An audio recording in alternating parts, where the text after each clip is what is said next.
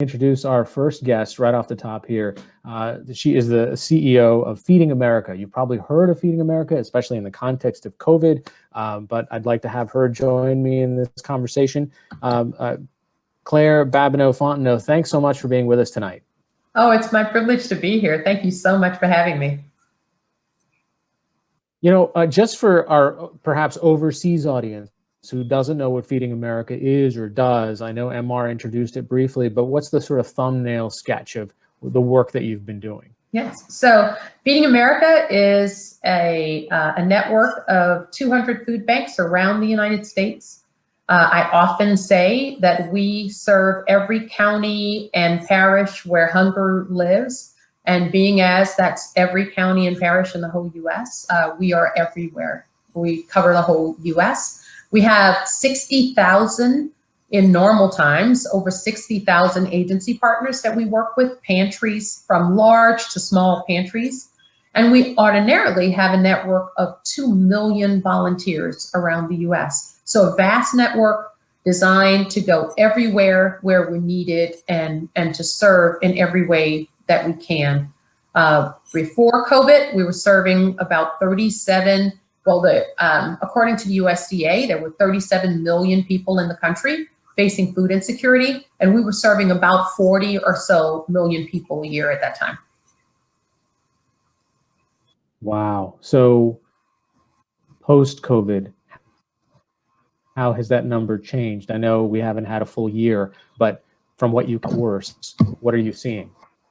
Absolutely. So I'm confident that these numbers are unfortunately conservative, and that the numbers will be closer to what Arun just talked about. But as of now, we have inside of our organization, we have research analysts who have been conducting surveys to understand what's happening around the US. And we have reason to believe that there will be at least 17, probably more million additional people facing food insecurity in the country.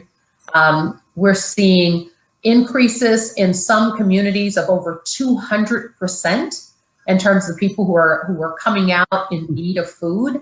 40% of those on average have never ever reached out to us before. So we're seeing a significant increase in need. At the same time, for various reasons, we're seeing a decrease in food donations. And on top of that, as you might imagine, we're seeing a decrease in available volunteers. So it's the perfect storm of challenges. I have a lot of confidence in our network and their ability to rise to that challenge, but it has definitely been difficult.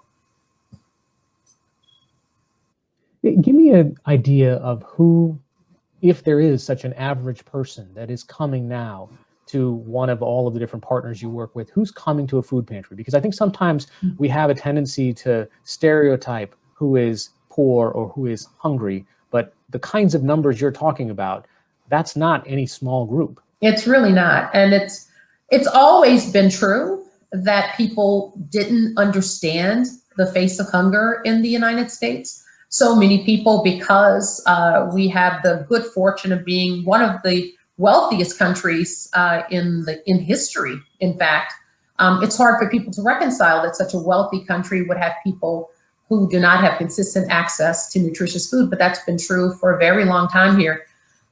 So most often you're talking about these categories of people in need. A working mom with kids, someone who's elderly, the children themselves, people who struggle with physical disabilities. That's the typical array of people who have generally come to us for help. What we're seeing now are recently unemployed people. So when you look at all of the data that's out there about those unemployment numbers, and when you think about how so many of the people who are being let go from their jobs are in jobs that rely heavily on the service industry. So people who, as for an example, if you work in a restaurant, you don't just work in that restaurant for your base pay, you rely upon tips. If there are no people there, then you can't get the tips. It doesn't take very long for you to go from being gainfully employed and able to support yourself and your family to finding yourself in a bad situation really quick. So that's what we're seeing a lot of.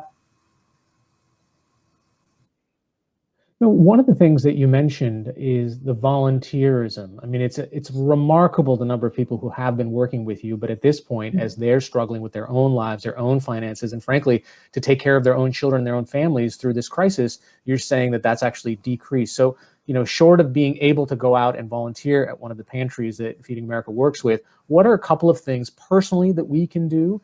Is sort of money the fastest lubricant here? And also, what are some things that we can push our representatives to do? Yeah, so we like to couch it in 3 terms. So funds, food, and friends. So in the funds department, that you're doing that right now, and we so deeply appreciate the investments that you're making in our work, the financial investments that you're making in our work. We encourage those who can see me and hear the sound of my voice, to the extent that you're able, to find a way to give what you can, and we appreciate every single bit of it. In addition to that, there has been a challenge around getting food. So if you go to the website, the Feeding America website, feedingamerica.org, we actually have a locator on there where you can find the food bank that's closest to you. And there you can go into their website and find out, do they need food? Do they need volunteers? And I'd like to make one other quick point, if you don't mind, Hadi, on the point of the volunteers. Yeah. Not only are we struggling because of all of the other things that you might imagine, but one thing that your audience may not be aware of is the significant majority of our volunteers are actually elderly.